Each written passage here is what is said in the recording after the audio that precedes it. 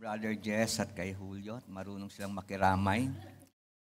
Iba sa inyo, baka gusto na rin yung sumunod. Ang karisma na sa pagiging kalbo. Reading from Leviticus 6, verse 12 hanggang 13. And the fire upon the altar shall be burning in it. It shall not be put out, and the priest shall burn the wood on it every morning, and lay the burnt offering in order upon it, and he shall burn thereon the fat of the peace offerings. Verse 13, the fire shall ever be burning upon the altar. It shall never go out. So, mahalaga ito, no? Basahin natin verse 13. The fire shall ever, ibig sabihin hindi dapat nakikwinch. Naalaga ang nagsisilab parati, may apoy. It shall never go out. And reading from Exodus 30, verse 1, medyo patalon-talon lang tayo, ha? And thou shalt make an altar to burn incense upon. So makita natin, ito yung pangalawang altar dito. Of shittim wood shalt thou make it, verse 3, and thou shalt overlay it with pure gold. The top thereof and the sides thereof round about, and the horns thereof, and thou shalt make it into a crown of gold and round about. And thou shalt put it before the veil that is by the ark of the testimony, before the mercy seat that is over the testimony, where I will meet with thee.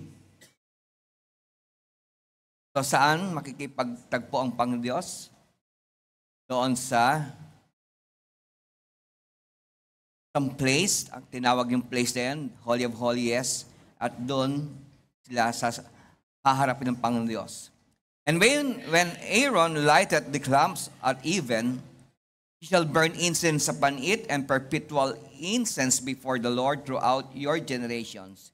Verse 9, sabay-sabay natin basahin.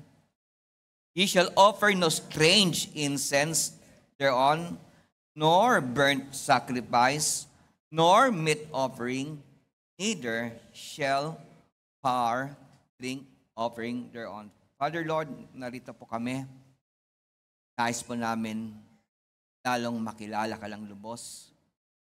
Salamat sa mga salita mo. It is because through your words na ito po ay lamp and light unto our steps, unto our paths. Draw us closer and closer sa iyo.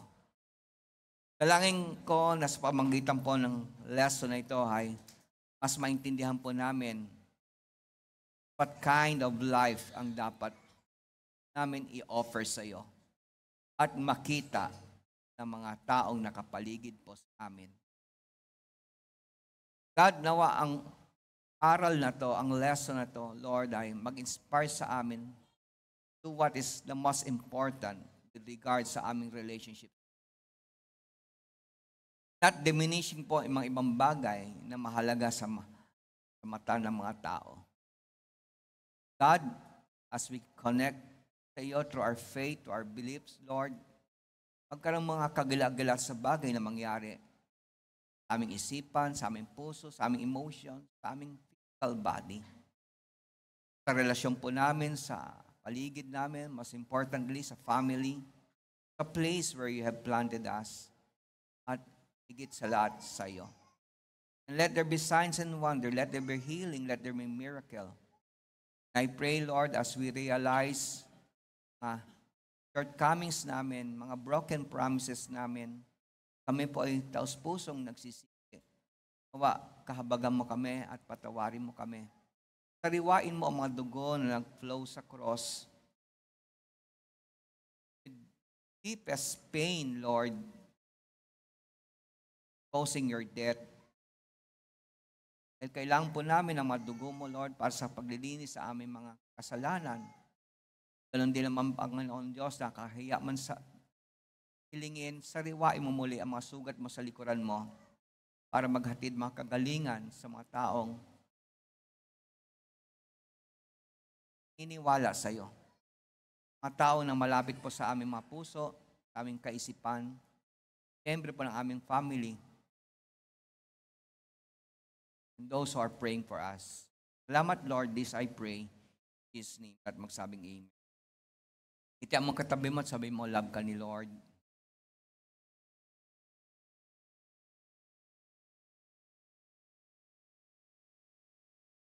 Ang paksa sa umagang to ay about yung dalawang altars ng buhay natin, 2 altars of your life. Alam niyo ba, our Christian life demands that 2 altars be constantly used. The altar of service, altar of communion. Ibig sabihin, kapatid, lang anak ka ng Panginoon Diyos, napakahalaga na ito'y ating ginagawa. Maya't maya, araw-araw. Na meron akong gustong ipakita sa inyo, ito ay image ng tabernacle. At alam nyo ba, ating pag-uusapan dito sa picture na ito po ay larawan, mabagay, patungkol sa gagawin church. It is a shadow of things that will going to happen at nangyayari na po. Ang bawat instrumento sa tabernacle ay merong malalalim na kahulugan. And I hope maging very attentive kayo kasi ito yung tamang process ng paglapit sa Pangdiyos. Ito yung tamang process sa ating relasyon sa mga taong nakakaalam na Kristiyano ka. Ulitin ko, itong mga pangyayari sa tabernacle, ang setup nito, mga instrumento na to, ay it is a shadow of things that's going to happen. At nangyayari na po ngayon, simula nung isinilang ang church. Na mapapansin natin, na-divide sa 3 parts ang tabernacle. Ito yung court of tabernacle, then the holy place, then yung holy of holiest. Now, dito sa court of the tabernacle, makikita natin yung unang-una, sa side ng east, ang altar, o brazen altar, na kung saan yan sinusunog mga offer ng mga tao. Then, another instrument makikita natin ay the brazen laver o bronze laver, na kung saan nandun yung tubig. Now, sino ang mga tao na pwedeng pumasok dito sa court of the tabernacle o outer court? Ang mga Israelites, yung mga Levites, yung mga priests. So, lahat po ay pwedeng pumasok dito. Lahat ng mag-o-offer ng offering. But, titing ko, sino nakakapasok lamang dito? Yung mga magbibigay ng offering. Sa mga Levites, mga priests. But, ang pwede lamang magsunog ng offering ay ang priest lamang. So, ibig sabihin, ang daming saksi. Daming nakakita kung anong ginagawa ng priest. And then, bago siya makapasok sa holy place, siya maghuhugas. Kung makikita natin, kapatid, hindi pwede agad diretso ang priest sa brazen laver o hugasan. Kinakailangan, dito muna siya. So, anong nangyayari dito sa brazen altar?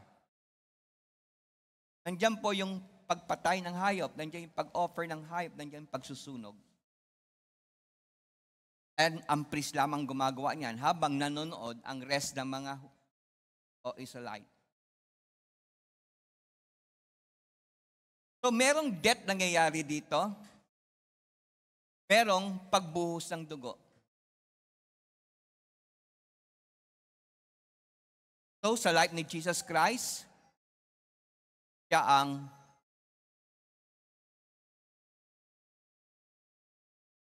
sacrifice. Siya ang nagbuwis ng kanyang buhay. Kasi ang Hebrews 9:22 ay nagsasabi sa atin, kung walang pagbubuhos ng dugo, walang kapatawaran ng kasalanan.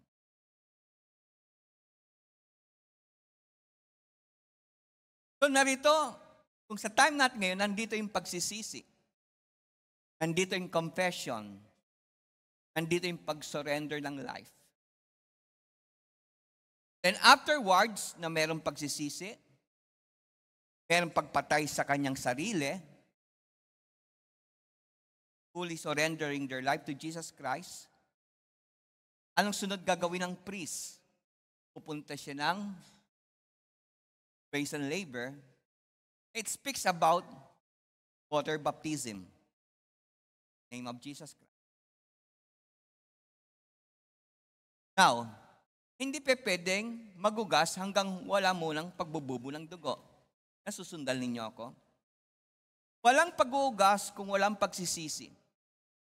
Walang paghuhugas kung walang life na i-offer. Hindi pwedeng tumalon, kapatid. And everything that is happening sa brazen altar at brazen labor, kita ng tao. Meaning to say, the outer court, whatever things na ginagawa ng tao, kita ng marami. Ito yung outer service ng priest. Ito yung dapat makita ng madla. Kung ano yung pagbububo ng dugo at kung ano yung paghuhugas. Kaya kung merong pagkakamaling gagawin ng priest, kita kaagad.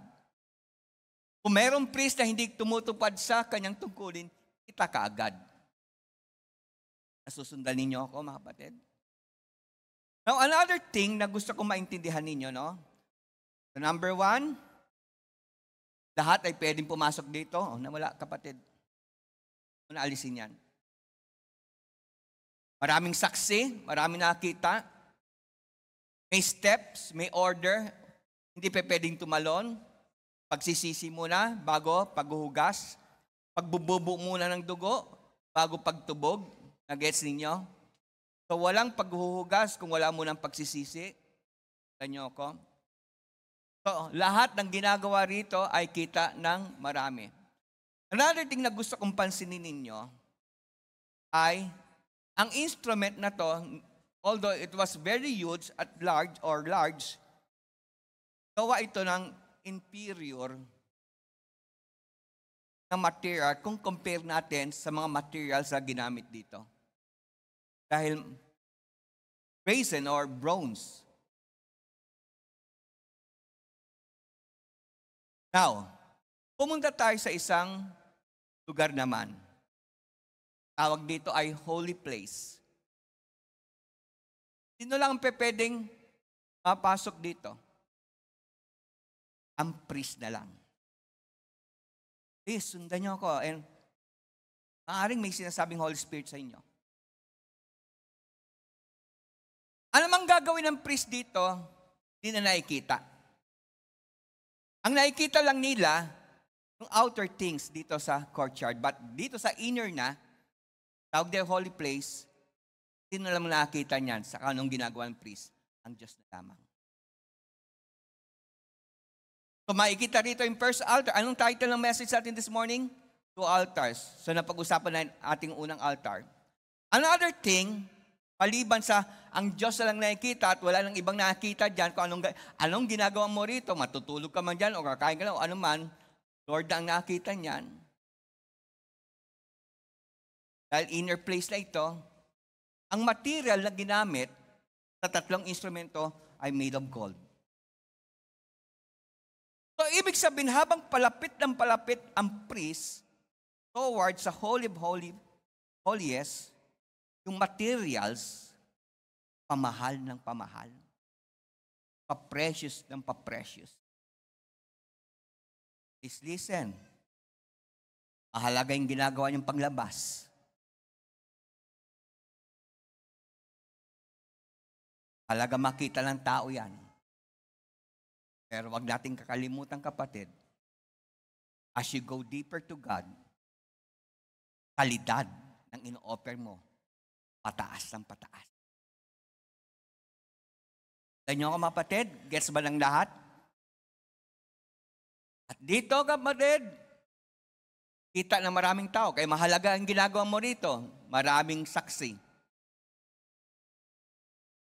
Pero dito, pinaka-importante, ang Lord ang nakita. At, paginto ng paginto na ang kalidad ng gagawin mo rito. So, meron 3 instrument makikita natin dito. Yung table of shewbread towards right. Then towards yung left naman ay ang candle lampos. May 7 ilaw yan, candle na holder. Then sa gitna, ito yung altar of incense. Ito yung pangalawang altar. So they are all made of gold. May sinisimbolize yan. Tulad sinabi ko sa inyo, it is a shadow of things to come. So yung shewbread table of shewbread, speaks about Jesus, the bread of life. So dito, hindi pa pwede mapanis ang tinapay, tsaka dapat walang lebradora. At ang nakakain niyan ay sino? Sino lahat?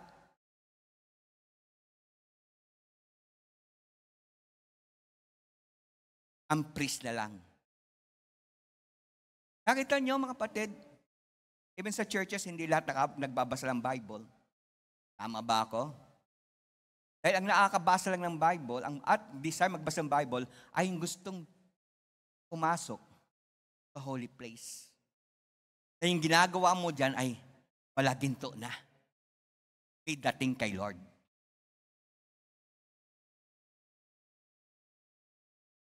So, ulitin ko, in table of bread, it speaks about si Jesus Christ, ang bread of life natin. Kanyang salita. Now, towards yung left naman, ito yung 7 candle lampos. It speaks about 7 churches na binanggit sa Revelation. At ang sabi ng Biblia, hindi dapat namamatay ilaw diyan.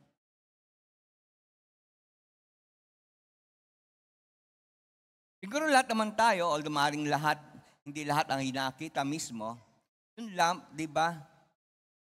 Para magkaroon ng ilaw, yung mitya, dapat may, gas. Without that gas, kahit maganda yung mitya mo, hindi yan. So, napaka-importante ang churches ay parating may binibigay liwanag. Kasi tayo ang guide dito sa mundong ito eh. But, makapagbibigay ka lang liwanag kung merong, may espiritu ng Diyos. Amen? So, napakahalaga, kapatid, nangyayari dito sa holy place. Dito ang gagawin ng priest, magsunog, at maghugas, at kita ng lahat ng tao na nag-offer ng offering, lahat ng Israel.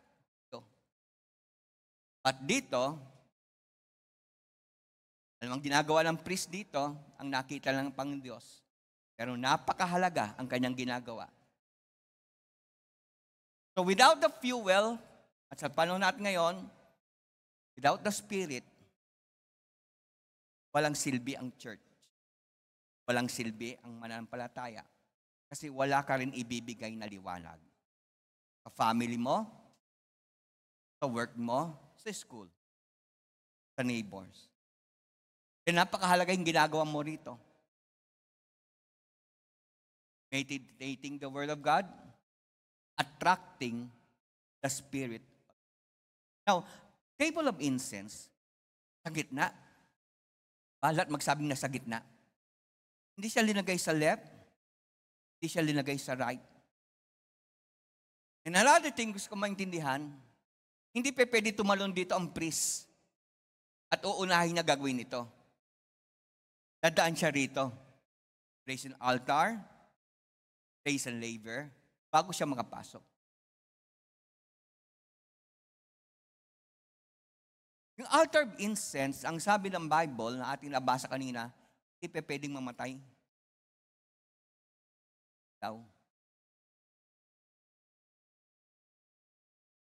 Dapat parating may incense na sinusunog. Hindi pa pwede yung hayop ang isusunog doon. Hindi rin pa pwede yung incense ang isusunog dito sa altar. The altar of incense speaks about our prayers, pananalangin. Now, importante ito. Gusto ko maintindihan nyo. Pwede ba unahin yung prayer? Pwede ba unahin ang pagkain ng shewbread bago ito? No. Gusto ko maintindihan nyo na mabuti, kung walang totoong pagsisisi, walang paglilinis ng kasalanan sa pamamagitan ng bautismo, walang silbi ang pagbabasa mo ng Bible.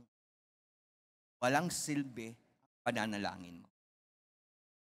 It's sa lahat, wala kang liwanag papakita. Totoo ba kaya sinasabi ko? Paano ka pakikinggan ni Lord? Paano maintindihan ang Bible kung walang totoong pagsisisi? So, napakahalaga ang construction ng tabernacle at ang setup ang bawat instrumento.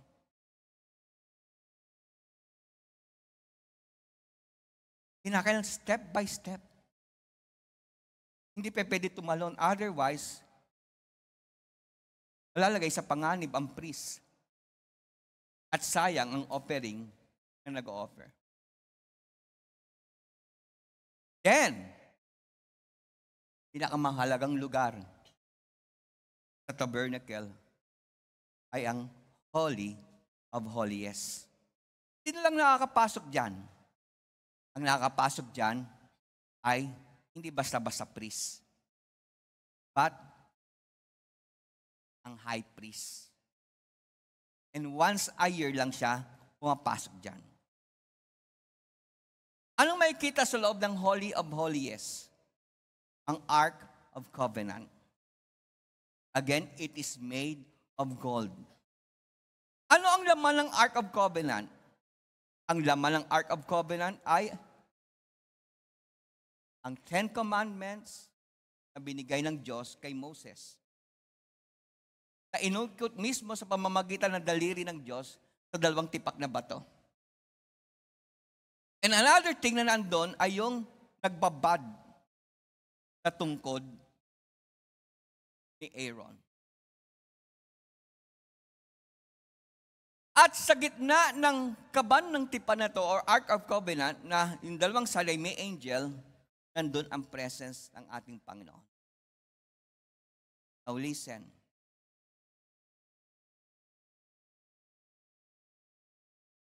Ang ibang mga tao para bagang hinamaliit nila ang kahalagan ng Ark of Covenant by giving it ibang name. Ang iba ay chest na lamang, thrower. Kaya pagka tinagalog mo, mas mababang uri ng salita na lamang.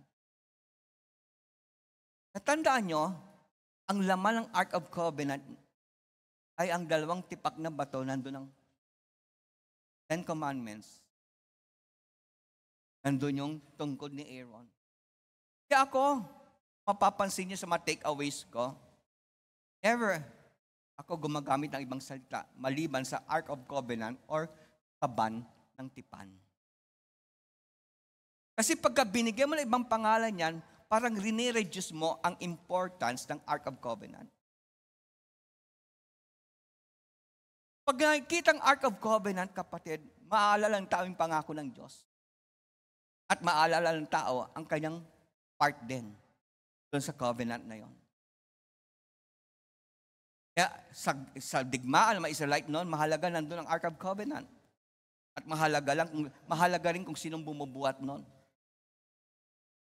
Kaya we cannot reduce yung meaning na tulad ng ginagawang tao, meaning Ark of Covenant, sa pagbibigay ng ibang salita. Minsan nakakabasa ko, gantong salita ang ginamit. Parang cabinet na lamang, parang drawer na lamang. No. Ark of Covenant yan. Sa Tagalog, at tamang pagkatagalog Ark of Covenant ay kaban ng. Kasi yun talaga ang true meaning at importance at significance ng Ark of Covenant o kaban ng tipan. Review. Sino lang pwedeng pumasok dito? Lahat ng Israelite, priests, Levites. At sino lang pwede magsunog? Ang priest. Anong ibig sabihin ng pagsunog dito? Pagsisisi, repentance, pagtalikod sa kasalanan. Death. Yan ang ginawa ni Jesus Christ. Dito, paghuhugas. It's about baptism in water. The name of Jesus Christ. Sino lang pwede maghugas dito? Priest lang. Then, holy place. Ano ang mga material na ginamit dito? Ginto. Sino lang makakapasok dito? Priest lamang. Sino makakita sa ginagawa ng priest? Ano nangyayari dito?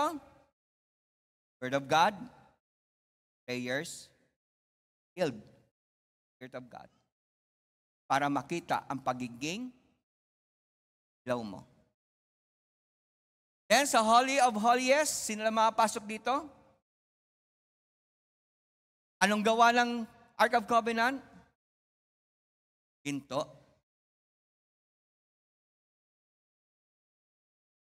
Anong Tagalog ng Ark of Covenant? Kaban ng tipan. Huwag nyo na bigyan ng ibang pangalan yan. Tulad ng ginagawa ng ibang mga tao. Tandaan nyo, tipan ng Pang-Diyos. Nandiyan ang Ten Commandments. Nandiyan yon. Rod.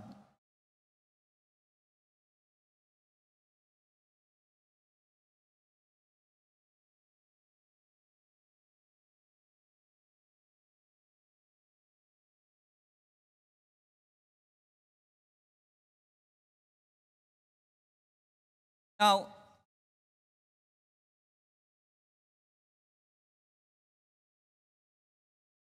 Exodus 30 verse 9, ang sabi diyan, but only the proper incense on the altar and never use it for grain sacrifices or animal sacrifices or drink offering.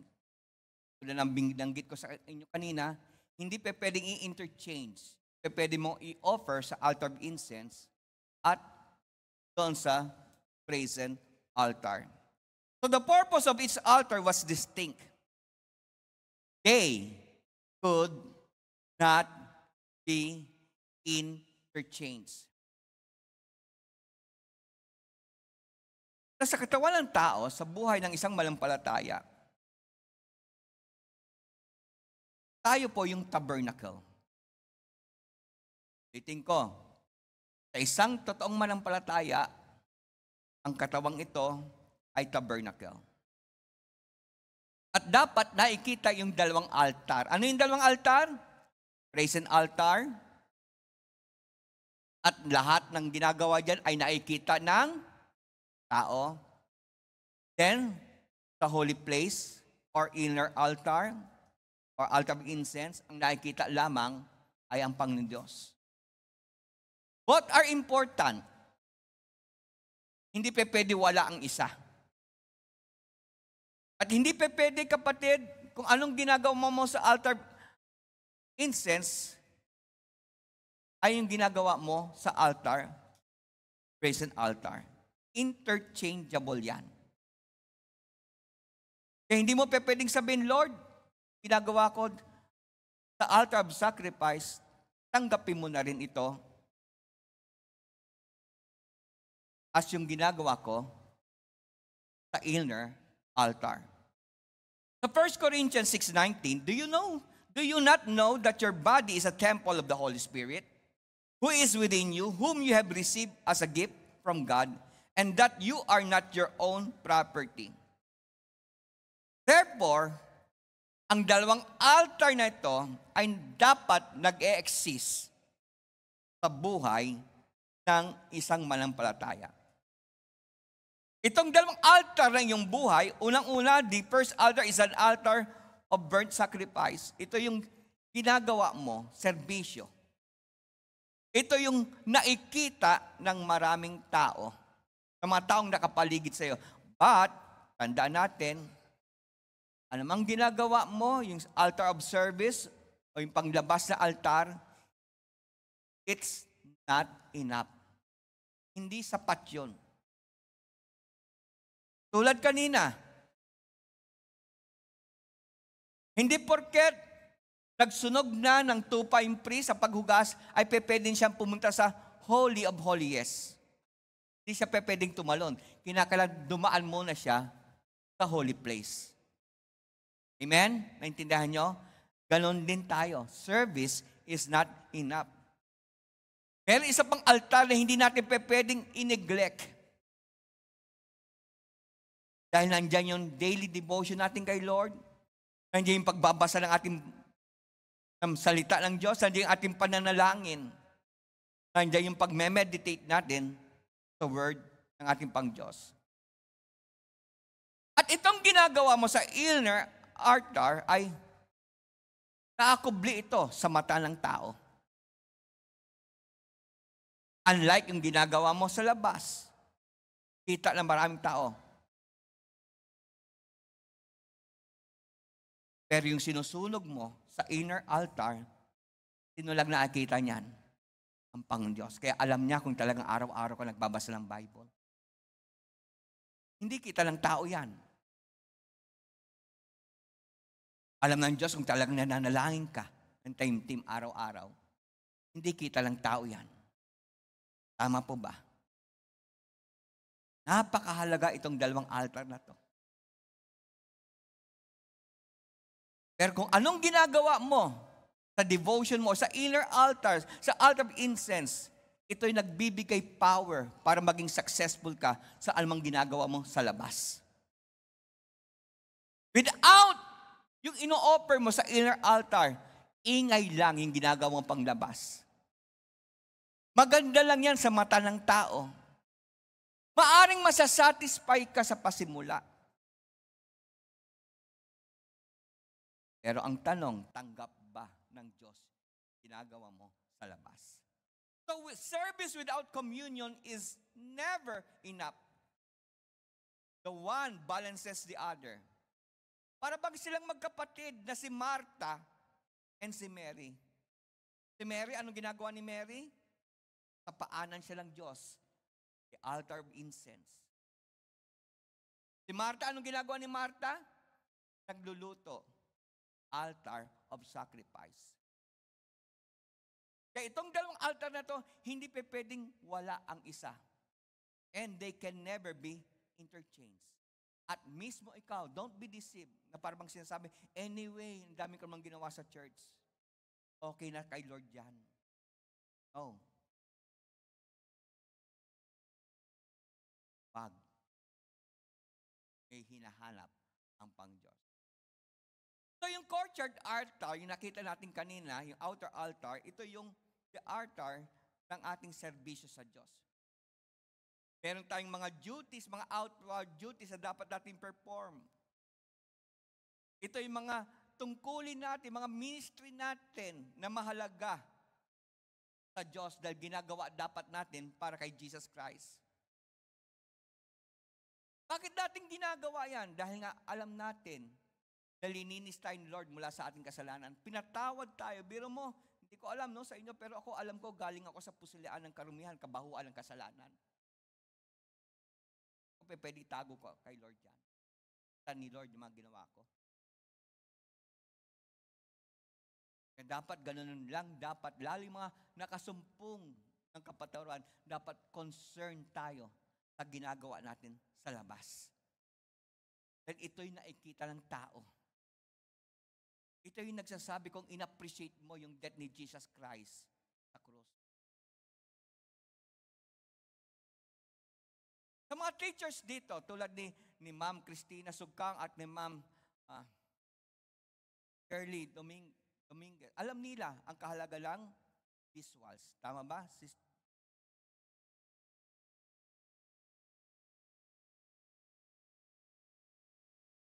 Ganon din sa ginagawa natin sa panglabas. Dahil yun ang makikita ng tao, yun ang didikit sa utak nila. Maganda talaga maging Kristiyano. Susunod na rin ako kay Teacher Shirley. Susunod na rin kay Teacher Sugkang. Dahil kitang-kita ang buhay nila. Evidence, nakasumpong sila ng habag ng ating Pangdiyos. Nag-gets niyo, kapatid? So, napakahalagang ginagawa mo sa labas. Dahil mas dumidikit yan sa utak ng isang tao na naghahanap ng pag-asa sa buhay rito. And there are so many sufferings na sa mundong ito. Kaya hindi pwede mawala ang liwanag natin. Pero makukuha lang natin liwanag niyan sa pamamagitan ng ginagawa natin sa inner altar ng tabernacle na ito. Napakasarap na anumang ginagawa mo sa labas, ginagawa mo. Unang-una, naintindihan mo yung mensaheng cross at ginagawa mo ito ng filled ka ng Holy Spirit at anointing ng ating Pangdiyos. Kapag merong nakakita sa'yo, talagang sasabihin niya, born again Christian talaga ito. Ay kitang-kita sa kanilang ginagawa. At para maantig ang kanilang damdamin, at para kapatid ma-challenge natin ang life nila na tama at maganda ang buhay ng pagiging Kristiyano, dapat kasama sa ginagawa natin, sa outer service natin, outer altar natin ay dapat honest ka pagdating sa pera. Lahat magsabing honest sa pera. Paano kapatid masabi nila na Kristiyano ka, nandadaya ka pagdating sa pera? Dapat marunong ka magbayad ng utang. Dito sa church, ang tinrain natin dito, huwag ka magpautang at huwag ka umutang. At kung meron man lalapit sa'yo, humihingi ng utang sa'yo, tayo mo ibigay mo. Pero huwag mo na singilin. Kasi maraming tao tumitigil sa pagsimba dahil nagtatago. Kaya dito, teaching ko, huwag magpautang. Kung may maitutulong ka, tulungan mo. Pero huwag kang maghanap ng kapalit. Baka masaktan ka rin. Nautang ko na nga ito, tapos mangutang pa ako. Pangatlo na dapat makita sa iyo sa outer service mo, kung talagang totoong binago ka ni Lord, ay dapat salita mo, salitang Kristiyano. Walang dagdag, walang bawas sa kwento. Walang pagchichismis, walang paninira, walang pagsumpa, walang pag-criticize. Sa mga nagbabasa ng Bible, siguro nasabayan nyo kami sa Book of Job. Grabe, no? Tinawag pa naman sa chapter 2 o chapter 1. Kakaibigan yung tatlo, pero walang ginawa kundi manira. O pag-a-assume o presumptuous sila. Pang-apat, bahagi ng pagpapakita mo na tunay na Kristiyano, wala ka dapat dagdag bawas sa numero pag nagre-report ka. No padding of figures. O yung mga tatrabaho rito. Nagpapad tayo para lang masabi natin, malakas ang benta natin. Kaya pagdating naman sa BIR, biglang bawas ang numero. Kano tayo? Kung gusto mo may ma-soul win, never pad your figures. Can we say amen? Yung temper natin, dapat marunong tayo magtimpi. Walang pagmumura, walang galit, hindi tayo pumapatay ng tao. Yes, okay magalit. Pero isang taong galit ka pa rin, something is wrong. Kung si Lord marunong magpatawad, dapat marunong tayo magpatawad. Lahat magsabing amen. Bilang Kristiyano, walang selos. Walang debate, walang arguments, walang cold wars. Walang sarcasm. Anong sarcasm sa Tagalog? Parang bang pang-aalas ka, no? Tama ba yun? Tama ba yung sarcasm sa Tagalog? Next, bahagi ng outward service mo at pagsusunog sa panglabas sa altar, dapat hindi ka nakikita na masyado ka nagwo-worry. At walang self-pity. Parang nag-attract ka ng awa. Instead, nagbibigay ka ng encouragement, ng inspirasyon, na bumangon lang, may awa ang Pag-Diyos. Darating din panahon mo. Ang problema, ikaw na dapat member ng church, anak ni Lord, ikaw nakikitaan na parang walang Diyos sa buhay. Dahil ka masyado ka nababalsta. So bahagi ng ating service, panglabas sa serbisyo, dapat nag-encourager ka. Maging mistulang Barnabas ka. Magbibigay ka ng hope. So these are the things na dapat natin sunugin sa external altar natin. But ang pinaka-importante sa lahat ay mababasa natin sa Matthew 6:33. Conservatory English version. But more than anything else, put God's work first and do what He wants. Then the other things will be yours as well. Ano ba nagpapantig ng damdamin ni Lord? Ano ba ang bagay na we're showing delight sa ating Pangdiyos? Yan ay ang pagsosolwin. Ang priority, kapatid, ng lahat ng Kristiyano is to spread the Word of God. Kaya ka nga lang dyan sa work mo, kaya ka nandyan sa school mo. Kaya nga ikaw unang tinawag ni Lord sa pamilya mo. They may soft heart ka for God. At alam niyo, pagkainunan niyo yung kapatid, sabi ng Panginoon Diyos, kanyang pangako, and all these things shall be added to you. Di ba kayo nagtataka? Dami mong ginawa para kay Lord, dami mong ginagawa sa church, pero para bagang hindi mo pa natatanggap prayer request mo. Kasi nga, may sinabi sa Matthew 6:33, sa kingdom of God. A kingdom builder, win souls, at diyan mo maa-attract ang ating Pangdiyos. Kinakailang pagsusolwin, kinakailang para bagang addict ka sa pagsusolwin. Kinakailang ito nagpo-possess sa'yo. Kinakailang kapatid, no, ma-show mo na truly identified ka sa church ni Lord by bringing souls to God. Paano mo sabing identified ka sa church ni Lord? Tandaan nyo, dugo ang puhunan ni Lord sa church, sa body niya. And yet, simulan tumanggap ka sa Kanya, ni isa, wala ka pang nadalang kaluluwa. So, paano mo sabing identified ka sa cross? Paano mo sabing identified ka sa katawan ni Lord? Ang tagal mo na kay Lord, ni isa, wala ka pang nadadala. Come on, kissing.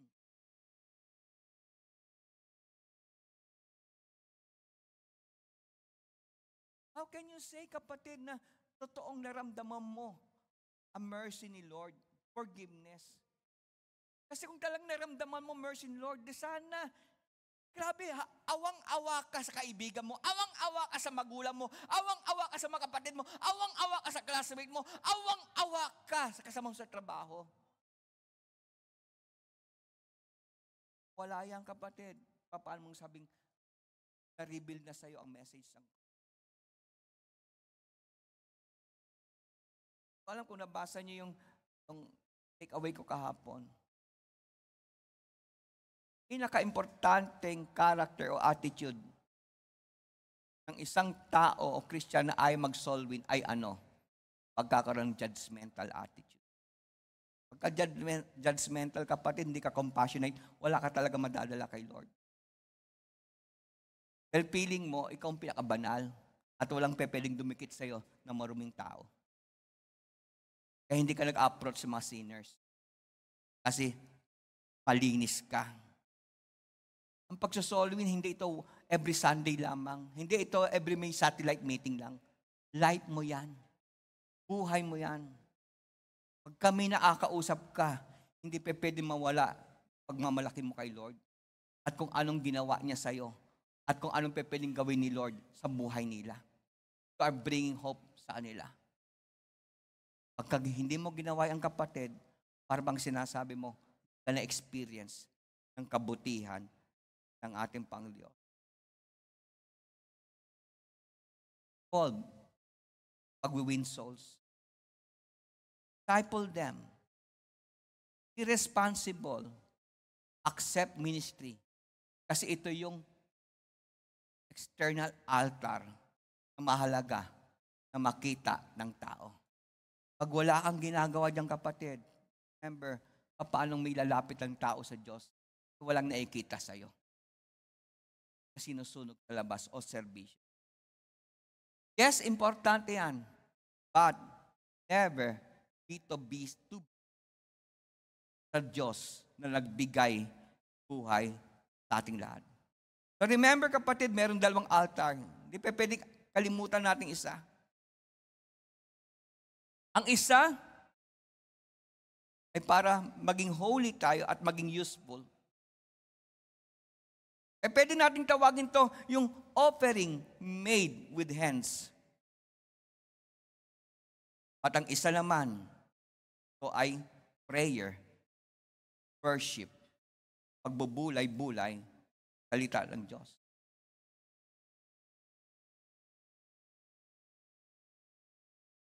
Tawag diyang kapatid ay offering of the heart. Inibigay mo lahat-lahat sa ating Pang-Diyos. No work of hands can meet God's demand for a life of prayer and praise. So, hindi natin pwedeng substitute. Kahit kapatid, ang dami mo nang ginawa dito sa church. Marami kang binigay, but it cannot substitute prayer life mo, worship moment mo, pagbabasa ng Biblia. Remember kapatid, pagdating sa inner altar, God waits for the daily offering of incense. Hinihintay ni Lord yan. All we do for Him can never substitute for my failure to draw near to Him. Then, napakahalaga. Nasa pagdilat ng mata mo, si Lord na ang kausap mo. Pagdilat ng mata mo, ang Kanyang salita ang binubulay-bulay mo. Otherwise, kung hindi mo ginagawa yan, kahit napakasipag mo sa panglabas sa altar, it cannot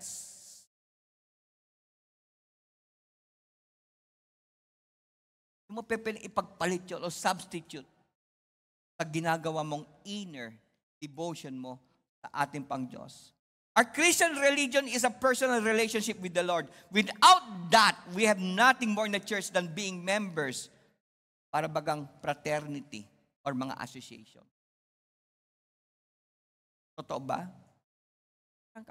Wala kang totoong relationship kay Lord through prayers, through worship, sa pagbabasa ng Bible. Para kang member lang isang fraternity. Parang member ka lang ng isang homeowners association. Parang member ka lang ng science club, math club, physics club, Filipino club. What separates you sa ganitong klaseng organization? Prayer life mo. Yung daily devotion mo kay Lord. Yung quiet time mo sa Kanya. Na siya lang ang nakikita. Walang ibang nakikita kundi siya lamang. Pero ito ang may dating. Ito yung ginto sa mata ng ating Pang-Diyos. Alala nyo kapatid, alamang ginagawa sa alabas, made of ano yun? Bronze lang. But yung ginagawa sa loob, made of ginto yan. Yun ang may malakas na dating sa ating Panginoon. Young people, huwag kayo tumulad sa amin na may edad na kami na kilala kay Lord. Malaki ang i-impact nyo sa family nyo. Please, edad nyo yan. Develop yung prayer life nyo. Discipline nyo sarili nyo. Yes, totoo, ang hirap. Para bang wala kang kausap. Pero yan ang may dating kay Lord. Yung mga luha, yung mga patak ng luha nyo, na siya lang nakakita, grabe ang dating niyan. Gusto mo maintindihan nyo to, without yung inner altar mo devotion, ako'y naniniwala, pagiging hipokrito lang ang ginagawa mo sa labas. Di ba anong sabi ng Panginoon sa mga Pharisees?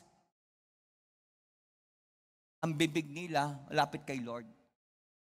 Parang ginagawa sa labas. Pero ang puso, malayo. Now, will you agree sa aking kapatid? Kung wala yung inner altar mo, lahat ng ginagawa mo, kahit magaling ka pa umawit, magaling ka tumugtog, kahipokritohan yan. What counts kay Lord?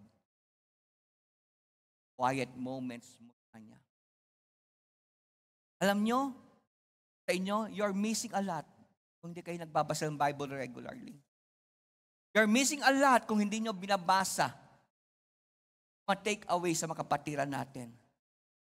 Talaga, binabasa ko yan.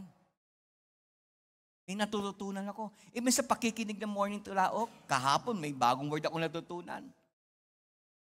Overthink. Grabe, parang bago sa akin yun . Talagang pinuri ko yung nag-morning tulaok kahapon.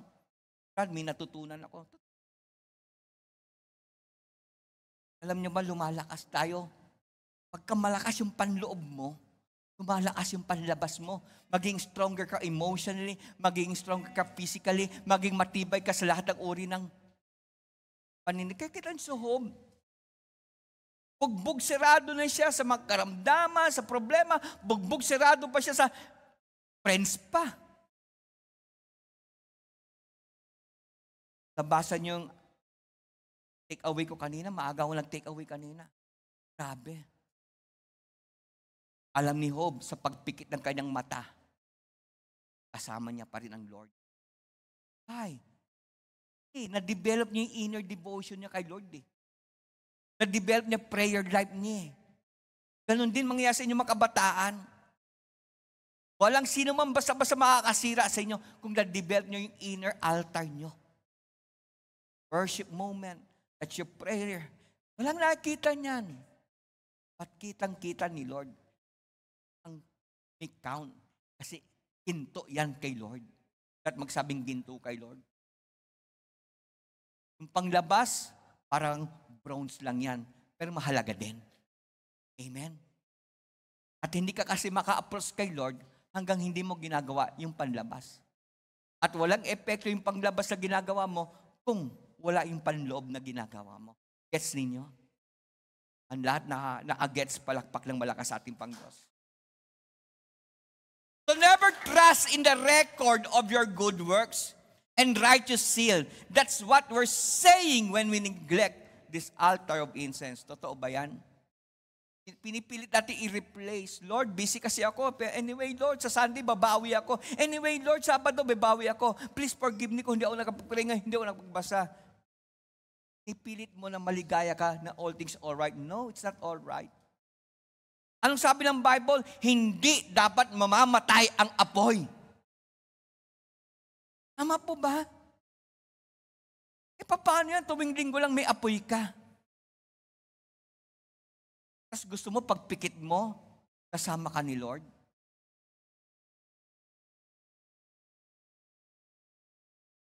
Another thing, gusto ko maintindihan. There are times you don't get to serve other people araw-araw. Tama po ba? Tama po ba? Even ministry mo, there are times hindi mo magagawa araw-araw yan. Tama po ba? Tama po ba? Pero pagbabasa ng Bible, magagawa mo yung araw-araw. Sister. Ang pananalangin, di ba magagawa mo araw-araw yan? Ang pagpapasalamat kay Lord, di ba nagagawa mo araw-araw yan? Yan ang importante kay Lord. Yan ang wag mo tatanggalin sa buhay mo. Gawin mo lifestyle. Seek God guidance daily for direction in what you say and do and become. Never overstrain incense upon this altar. God will not accept as substitute. Yan, ulitin ko, wag na wag, kapatid, kahit ikaw nang pinaka-busy dito sa church, wag na wag yan, tanggapin mo na parang okay pang substitute na kakulangan mo sa pagbabasa ng Bible. Pagbabasa mo, pananalangin. Mahalaga, sa mga nag-aaral dito, sa mga nag-aaral dito, taas ang kamay. Mahalaga ba ginagawa nyo? Dapat bang pagbutihan nyo? Pero pagka namatay kayo, kasama nyo ba diploma nyo? Nakakalungkot. Okay, believe kami. Inspired kami, busy kayo sa pag-aaral. Pero kung namimiss mo, ang inner altar mo, kabalansado, baka masayang lang pagod mo. Masayang lang pag susunog mo ng kilay. Dahil malamig ang relasyon mo sa ating Pangdiyos. Alam nyo, kahit ikaw pa ang pinaka-faithful sa pagbibigay ng tithes and offering, extravagantly generous ka, kahit ikaw pa pinaka-masipag dito, tandaan nyo, tawag dyan ay reasonable or sensible service mo. Na hindi pwedeng pagpalit sa prayer life mo. Hindi mo pwedeng pagpalit sa worship time mo. Hindi mo pwedeng pagpalit sa pagbubulay-bulay ng Word of God. Ang sabi sa Romans 12, para maintindihan nyo ng mabuti, Dear friends, God is good. Amen po ba? So I beg you to offer your bodies to Him as a living sacrifice, pure and pleasing. That's the most sensible way to serve God. So yung pagbibigay mo ng tithes and offering, yung paggagawa mo rito sa church, magtutugtog mo, sensible service mo lang yan, reasonable service, hindi mo pwedeng alisin yan. Para bagang bumili ka sa palengke ng 1 kilong bigas, yung binayad mo 50 pesos, karapat-dapat lang na presyo yun. Para maibigay sa'yo yung bigas. Ganon din sa atin. Yung ginawa ni Jesus Christ sa cross, yung ginagawa natin serbisyo sa labas, karapat-dapat lang na serbisyo yan. Sensible. Kasi may utang na loob tayo kay Lord. Kaya gusto kong emphasize sa inyo, it can never substitute yung prayer life mo. And never make it as a substitute yung pag-disregard mo sa pagbabasa ng Bible araw-araw. At ganun din, pagsasalamat. God requires true worship. Always recognize we were saved not by our works, but through His grace. Ganun basahin ito sa Daniel 6:10. Nakikita natin, bakit ganito si Daniel, no? Now when Daniel knew that the comet was signed, sino mang hindi luluhod doon sa ginawang statue, papatayin sila. He went into his house. Now, in his roof chamber, his windows were open toward Jerusalem. He continued to get down on his knees 3 times a day. Grabe ang inner altar ni Daniel. Pray and giving thanks before his God as he had been doing. No wonder, kapatid, na-overcome ni Daniel yung fear. Na-overcome ni Daniel yung lion's den. Why? Maganda yung sinusunod sa inner altar niya. Watch out for the enemy of your soul. He will allow you to fill your program so full that you will lose out on your quiet time. Pero mo, no? Isipin natin ganito para mas maintindihan nyo. Pagod ka na sa pagtatrabaho. Sino rito working student? Wow. Paul, working student ka rin. Ako, naging working student din ako. Tapos 3 na anak kong lalaki. Hirap. Kasi alis ako, tulog yung 3 kong anak. Uwi ako, tulog sila. Bumalik kasi ako school nun eh.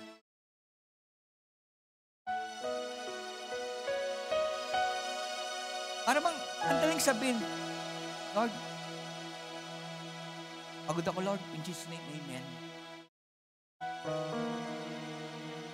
Ganun ka lang, di ba? Baka take away mo, copy-paste na lang. Kasi actually, hindi ka nagbasa ng Bible. Kita ni Lord yan, tandaan mo. Pero yung mga matatala sa atin, alam na nila, hindi ka naman talaga nagbasa ng Bible. Kopya ka lang. And pinipilit natin maunawaan ni Lord. Lord, unawain mo ko, Lord. Maglalaba pa ako, gigising umaga. Pasensya Lord, kung daw makapagbasa ng Bible ngayon. Pasensya Lord, kung in Jesus name, amen na lang ako ngayon.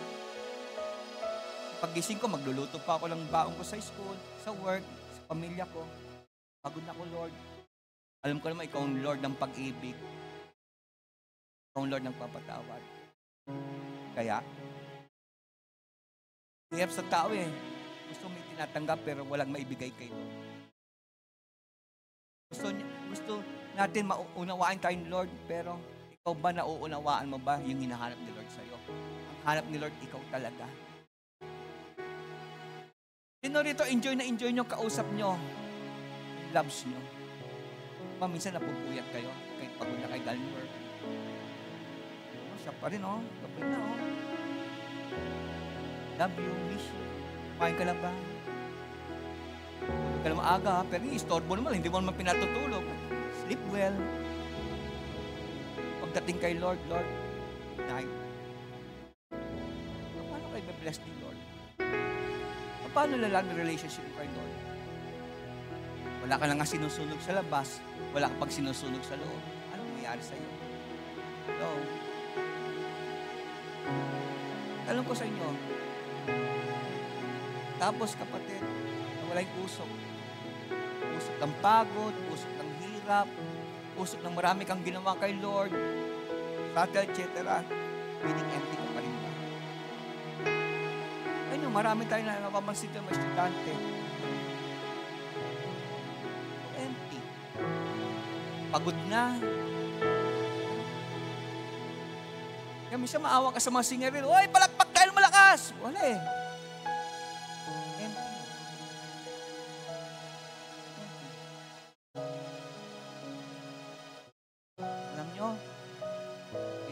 Sarili mo. Kasi ang pinapakain mo sa sarili mo, mali eh. Tulog, kain. Paggising mo, habang natulog mo, dami mong kinain. Pero bakit? Parang mahina ka pa rin. Kasi yung pinaka-importante yung pagkain, ang hinang ng katawan mo talaga hindi mo binigay. Yan yung inner altar mo. All the service we perform for God cannot take the place of waiting upon God. Remember yung apoy sa dalawang altar na to, yung panglabas, na nakikita ng maraming tao na importante, at yung pangloob na altar, na walang nakikita, kundi ikaw lang, ang Diyos. Hindi dapat nawawala yan. Sabi mo katabi mo, dapat balance ka. Balance ang devotion mo. Balance din yung ginagawa mo sa labas. So yung outward and inward duties mo. Never let the fire of both altar be out. Lang ako. I hope natutunan kayo. I hope nawa mas maging close tayo kay Lord. I hope mas alam mo lang kung anong pinaka-importante. I hope sa Sunday pag nakita ko kayo para bang hindi na kayo empty.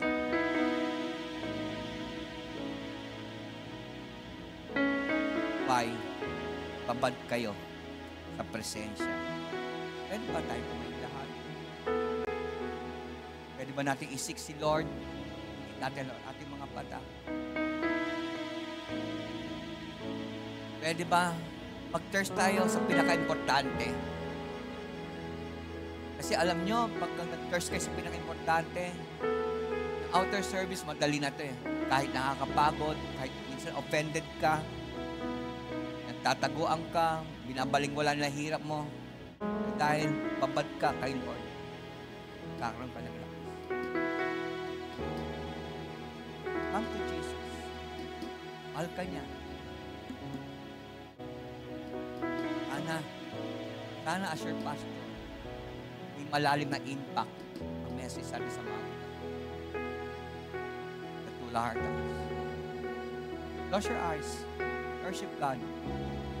Pakinggan nyo ang tinig ng boses ng Banal na Espiritu. Alam ko, may sasabihin pa siya sa mga